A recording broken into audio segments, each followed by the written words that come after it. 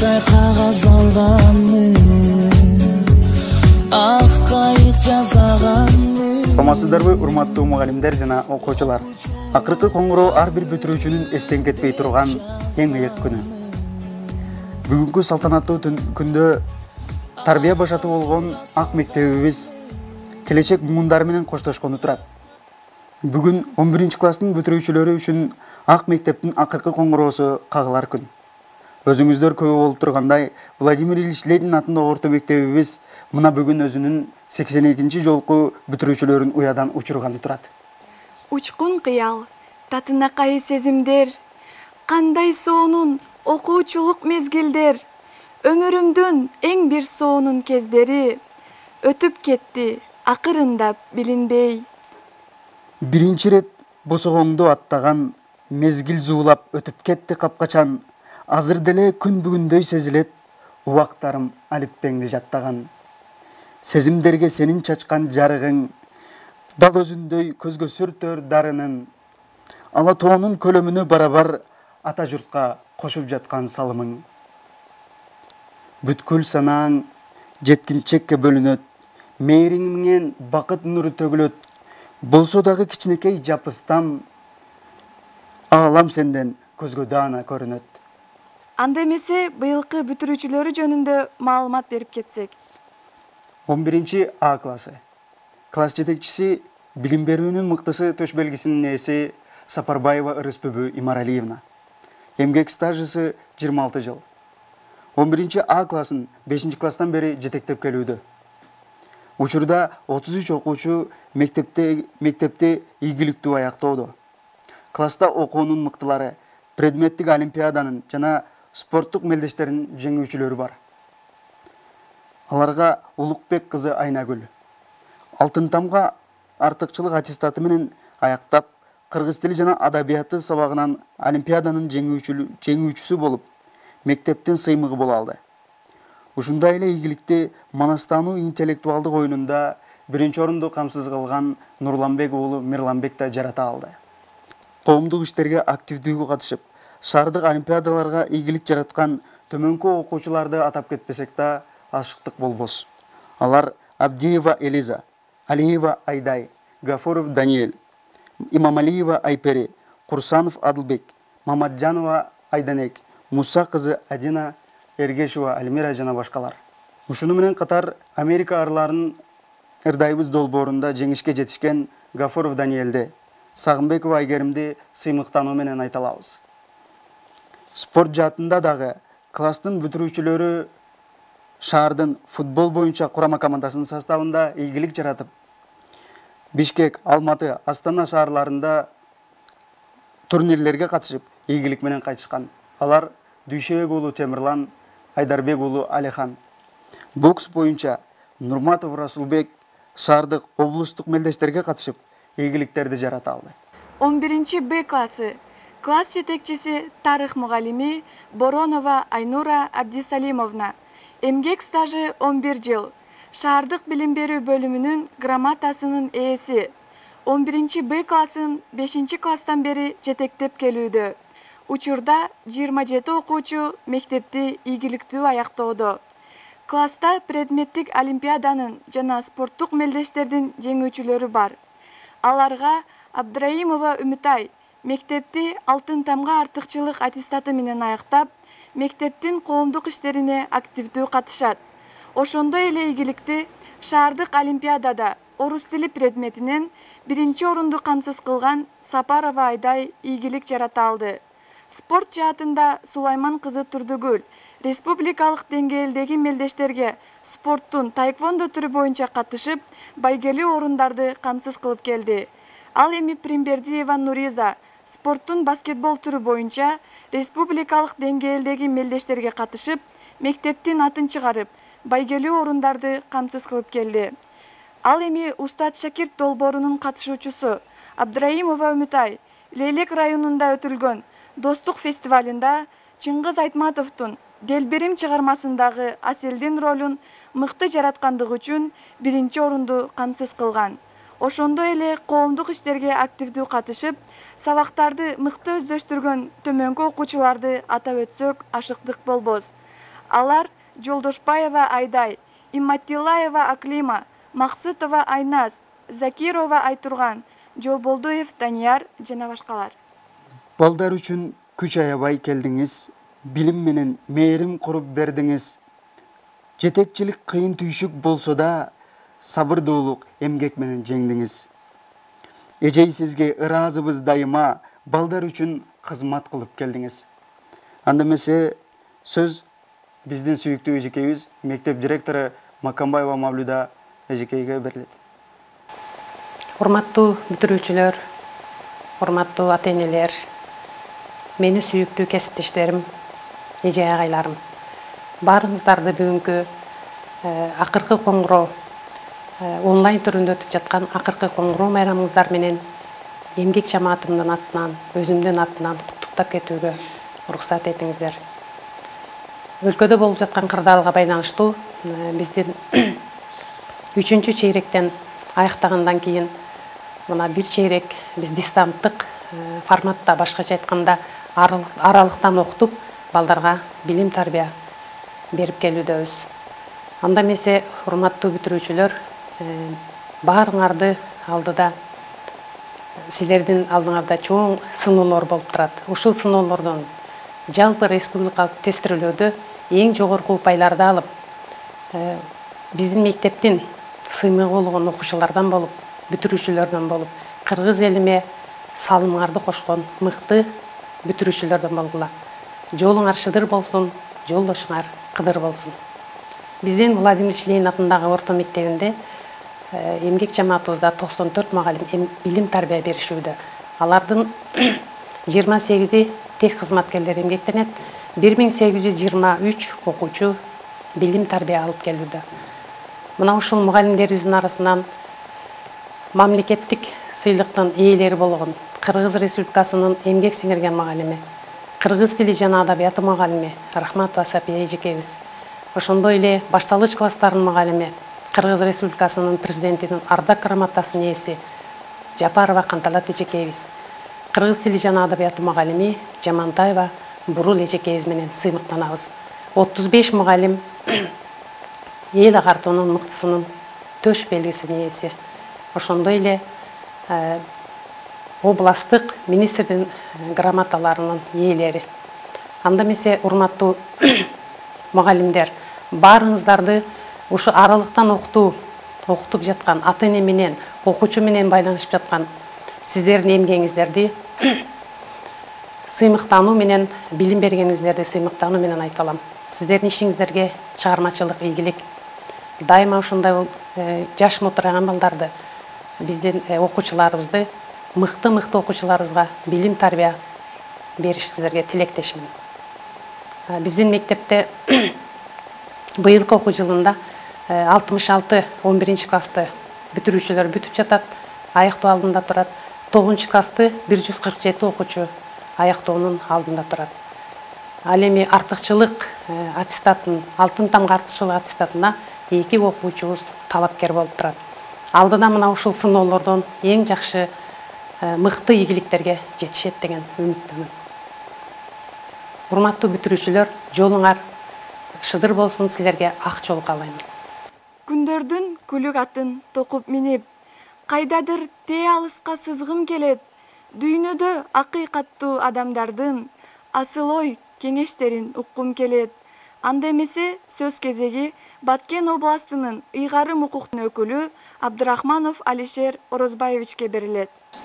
Урматтуу Баткен облусунун быйылкы мектеп окуусун бүтүрүүчүлөргө каалап кетет элем ден соолук, узун өмүр, ушул баягы балапан көгүчкөн учкандай мына силер жаңы кадамга, жаңы турмушка кадам коюп мына чыгып атасыңар. Кудайым буйрса, азыркы көрүп атасыңар, кырдаалга байланыштуу онлайн түрүндө акыркы коңгуроолор болот. Бул силерге эч кандай чектөө болбойт, бул турмушуңарга, жашооңорго. Мен ойлойм, силер Кудайым буйрса ушу Кыргызстаныбыздын бекемдөөгө, Кыргызстандын чыныгы патриоту болуп, силер ушу жогорку билимдүү болуп, ушу мамлекетибизге силердин өтө жаш кадрлар бізге азыр ушунчалык керек болуп турган маалда силерге мен каалап кетет элем. Жогорку билимдүү болуп, ушу элибизге, журтубузга, мамлекетибизге ушу бир өзүңөрдүн салымыңарды кошсоңор деп айтып кетет элем. Ошондой эле мен да мына ушу Баткенде Ленин мектебинде бүтүрүүчүсү боламын. Мен 79-жылы мектепти бүткөнбүз. Ленин мектепте окуп, биздин мугалимдерибиз дагы азырга чейин ушу байланышып турабыз. Биздин эжелерибиз, класс жетекчилерибиз баарыга ушу ден соолук каалап кетет элем. Ушу кишилердин мына билим менен бизге берген сабагы менен биз мына азыркы күндө келип ушу облустун жетекчиси болуп отурам. Азыркы күндө мен өтө ыраазымын. Мугалимдерди ар дайым сыйлашыбыз керек. Булар бизге билим берип, бизге тамганы үйрөтүп, мынантып азыркы күндө мамлекетке, биздин Кыргызстан элибизге, жерибизге кызмат кылган баарыңарды чакырып кетем. Бүтүрүүчүлөргө силерге ак жол, ден соолугуңар жакшы болсун, жогорку билимдүү болуп окууларга тапшырып, ошондон силер бактыңарды таап, Кудайым буйрса ушу мамлекетке кызмат кылат деген ишеним бар. Кечээ гана ак мектепке келген жандар, билим алып канат каккан балапандар, эми мынтип учканды үйрөнүшүп, тээ алыскы узак сапар аттангандар. Ак жол деймин баарыңарга классташтар, менин жакын досторум, эй курбулар, ар дайым жолуңар ачык болсун. Эсиңерде ар убакта мектеп болсун. Эрте туруп сабакка шашчу элек, кечиксек доска жакта турчу элек. Же болбосом ак мектепти чуркатып, жазабызды алган соң кирчү элек. Бүтүрүүчү классташым аталдык биз. Эми мынтип биргеликте кетебиз. Кол булгалап ак мектеп кала тартта. Кош агайым, кош биздин эжейибиз. Кийинки сөз кезеги Баткен шаардык кеңешинин төрагасы Ташбеков Алмаз Абдыбаевичке берилет. Урматтуу бүтүрүүчүлөр, бүгүн ушул бүтүн дүйнө жүзү ушул коронавирус илдетинин айынан жабыркап отурушат. Ошонун айынан силердин ушул акыркы коңгуроо салтанаттуу аземиңер үзгүлтүккө учурап отурат. Мен ушул эмгек жолумду Владимир Ильич Ленин атындагы орто мектебинен баштаганмын. Жыл сайын акыркы коңгуроо аземине келип, силер менен дайым жүз көрүшүп, силерге каалоо тилектерди айтып, ак жолдорду каалап кетип жүргөнбүз. Бирок өзүңөргө белгилүү ушул биздин Баткен шаарында дагы ушул илдетке байланыштуу өзгөчө кырдаал түзүлгөндүгүнө байланыштуу ушул силерге онлайн режиминде сүйлөшүп атабыз. Силерге ийгиликтерди каалаймын. Бул бүгүнкү чектөө менен силердин жашооңордун негизги маңызы өзгөрөт деген ойдон алысмын. Бул бир жашоону догу бир майда нерселердин бирөөсү деп кабыл алгыла. Силердин жашооңордогу өзгөртүүчү маанилүү нерсе бул билим сапатыңар. Силердин жогорку окуу жайларга өтүп, ошол жерден силер татыктуу билим алып, элге керектүү кесиптин ээлери болуп келип, биздин кыргыз элине, кыргыз жерине, анын ичинде ушу биздин Баткен шаар элине кызмат кылат деген ишеничтебиз. Ак жол силерге, бүтүрүүчүлөр. Өтөт күндөр, өтөт айлар билинбей, өтөт мезгил көз ирмимде сезилбей. Мектеп бүтүп, сен өзүңдү ойлойсуң, ширмелүүчү курчуп турган темирдей. Өтөт күндөр, өтөт айлар билинбей, өтөт мезгил майдын жазгы күнүндөй. Мектеп бүтүп, сен өзүңдү ойлойсуң, бул дүйнөнүн түркү күнүн бириндей. Өтөт жылдар 10-дон 5-тен билинбей, күндө кетет салам айтчу күлүндөй. Алик алган мугалимиң эстей жүр, ар бириңди күтүп жүргөн түнүлбөй. Кийинки сөз кезеги Баткен шаардык билим берүү бөлүмүнүн башчысы Ахматбеков Абдилла Аламбековичке берилет. Урматтуу бүтүрүүчүлөр, баарыңарды акыркы коңгуроо салтанатыңар менен Баткен шаардык билим берүү бөлүмүнүн жана билим берүү кызматкерлеринин атынан чын ыхласымнан куттуктаймын. Быйылкы окуу жылында бүтүп аткан окуучулар, силер бул тарыхта каласыңар. Алдыңардагы жалпы республикалық тестті ийгиликтүү тапшырып алгыла. Быйылкы окуу жылында Баткен шаарынын мектептеринде 9 классты 485 окуучу, ал эми 11 классты 292 окуучу бүтүрүү алдында турушат. Биз бул бүтүрүүчүлөр менен сыймыктанабыз.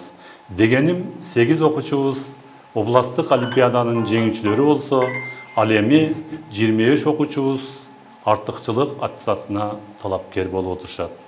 Бүтүрүүчүлөрдүн арасынан 32 окуучубуз окуунун отличниктери.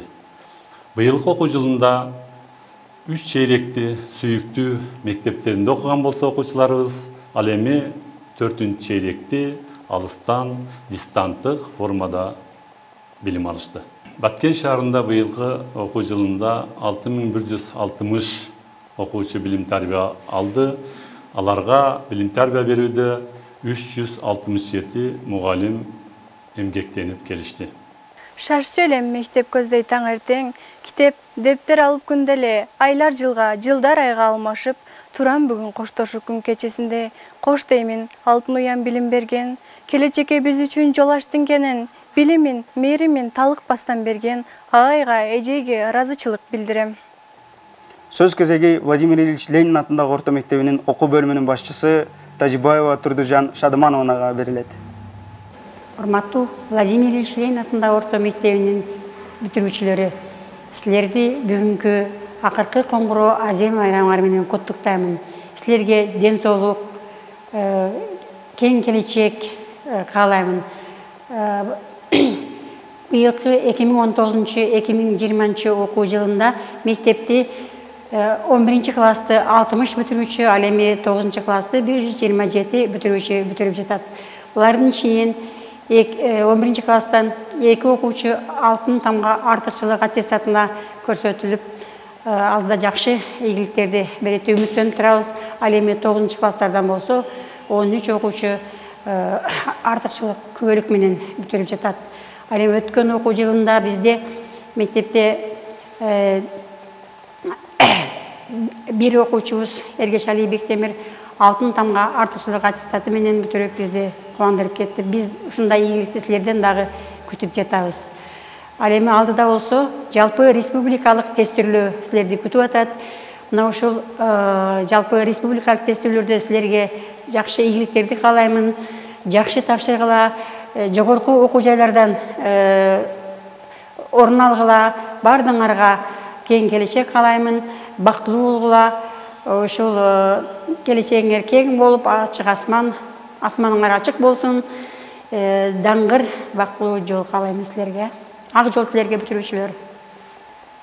Урматтуу мугалимдер, 2019-2020 окуу жылдын бүтүрүүчүлөрү, сиздерди 25 май акыркы коңгуроо майрамыңыздар менен 9 класстын окуучуларынын атынан куттуктайм. Ата-эне болот үй бүлөдө нурун чачкан. Ата-эне болот жарыктыкка сени тапкан. Ата-эне болот бөпөлөтүп мээрим төгүп. Ата-эне болот бала үчүн күйүп жанган. Анда эмесе сөздү ата-энелердин атынан Таштемирова Минавар Шараповнага берсек. Урматтуу бүтүрүүчүлөр, быйылкы ушул түзүлүп жаткан кырдаалга байланыштуу акыркы коңгуроо аземи онлайн түрүндө болгондугу себептүү жалпы бүтүрүүчүлөрдүн ата-энелеринин атынан мен силерге кааларым ылайым эле ушул арыштаган кадамыңар байсалдуу болсун. Келечекте биз силерден көптү үмүттөндүрөбүз. Жалпы ата-энелердин гана эмес, бүтүндөй кыргыз жамы журтунун тилегин актаган, келечекте мыкты инсандардан болушуңарга тилектешмин. Ошону менен катар эле акыркы коңгуроо силер үчүн балалыктын эң акыркы коңгуроосу болсо, ал эми келечекте жаштыктын биринчи башталыш жолу болуп эсептелинет. Ушул кадамыңар арыбасын, ар дайым бактылуу болгула.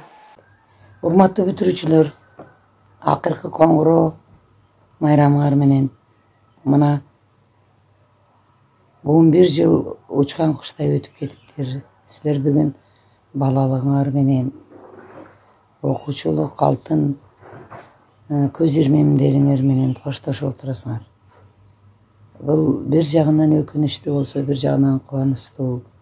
Анткени 11 жыл бою бірге жүрген классташтарыңар менен силерге ошол алтын билимдин не бір сырларын үйрөткөн азиз устаттарыңар менен коштошуп отурасыңар. Эми ушул мезгилдин өктөм талап экен. Силердин быйылкы майрамыңар мына ушундай учурга туш келип отурат. Ошондой болсо дагы силерди мен ишенем, силерге мыкты балдар болуп чыгасыңар, өзүңөрдүн кесиңерди аркалаган Кыргызстандын мыкты уул кыздары болот деп терең ишенем. Силерге ушул кетерде ушул алтын уяңар менен коштошор алдында эмнени тилейм? Даңгыр жол, келечегиңер кең болсун. Мектебиңерди унутпагыла. Анткени мектеп силерге биринчи тарбияны ушул мектептен алдыңар. Анан биздин мектеп, Ленин мектеби силер менен сыймыктана тургандай болсун. Силердин жакшы гана жактарыңарды, жакшы гана жүрүлгөңөрдү, жакшы гана ниетиңерди, ийгилигиңерди уккан бололу.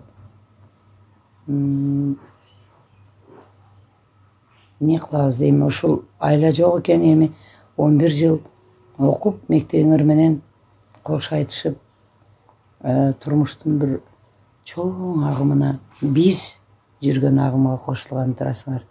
Жолуңар байсалдуу болсун. Ак жол балдар. Урматтуу менин сүйүктүү окуучуларым, урматтуу бүтүрүүчүлөр. Мына бүгүн силер биздин орто мектебибизди бүтүп, ар кимиң ар кайсы тарапка өз тандоо менен өз жолуңду улантканы ар кайсы тарапка тарап атасың. Ар кимдин бактык пешенеси экен. Мына быйыл вирустун кесепетинен көп мероприятиялар болбой калды. Мен жеке өзүмдүн силерге каалоом, силерге ак жол, ден соолук, ийгилик, келечекте биздин мектептин атыны, шаардын атыны, областтын, Баткен областынын атыны бийик көтөргөн уул кыздардан болушуна чын жүрөктөн каалап кетем. Дайыма бар болгула, аман болгула, тынч болгула, ийгилик дайым силерди коштоп жүргөн болсун. Аллахым колдосун. Ак жол силерге. Урматтуу Владимир Ильич Ленин атындагы орто мектебинин бүтүрүүчүлөрү,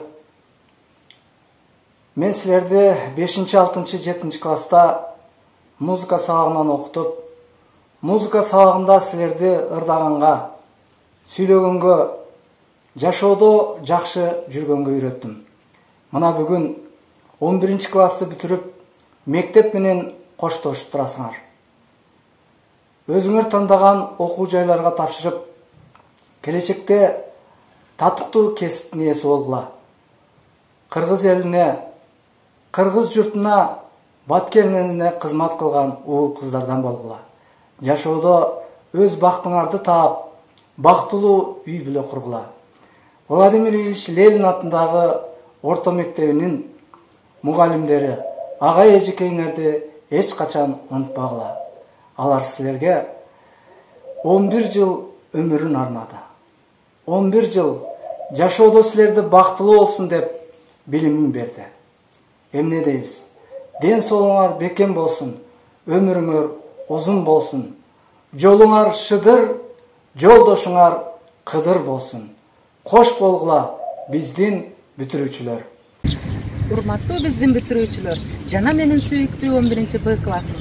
Силерди бүгүнкү майрамыңар менен чын дилден куттуктаймын. Силерге бекемден соолук жана ийгилик каалайм. Алдыда келе жаткан экзамендерди ийгиликтүү тапшырып, жогорку окуу жайлардан орун алгыла. Турмуштун даңгыр жолунда өз ордуңарды тапкыла. Жана келечекте ата-энеңер сыймыктанган, биз сыймыктанган инсандардан болгула. Ак жол силерге бүтүрүүчү.